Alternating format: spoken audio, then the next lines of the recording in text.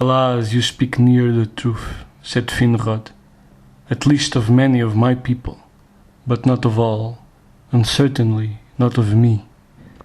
But consider this well, Andreth.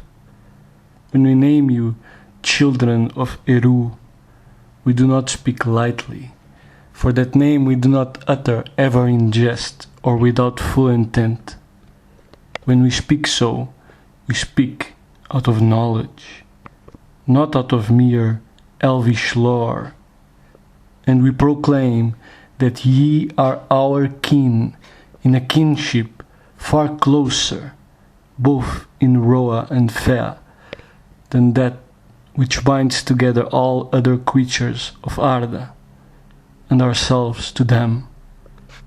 Other creatures also in Middle-earth we love in their measure and kind, the beasts and birds who are our friends, the trees and even the fair flowers that pass more swiftly than men. Their passing we regret, but believe it to be a part of their nature, as much as are their shapes or their hues. But for you, who are our nearer kin, our regret is far greater.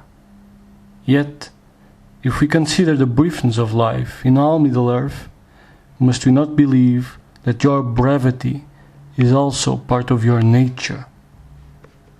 Do not your own people believe this too? And yet, from your words and their bitterness, I guess that you think that we err. I think that you err, and all who think likewise, said Andreth, and that error itself comes of the shadow. But to speak of men, some will say this and some that, but most, thinking little, will ever hold that what is in their brief span in the world has ever been so, and shall so ever remain, whether they like it or no. But there are some that think otherwise. Men call them wise, but heed them little.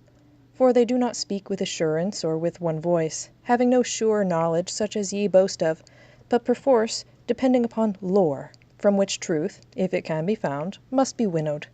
And in every winnowing there is chaff with the corn that is chosen, and doubtless some corn with the chaff which is rejected. Yet among my people, from wise unto wise out of the darkness, comes the voice saying that men are not now as they were, nor as their true nature was in their beginning. And clearer still is this said by the wise of the people of Marach, who have preserved in memory a name for him that ye call Eru, though in my folk he was almost forgotten. So I learn from Adanel.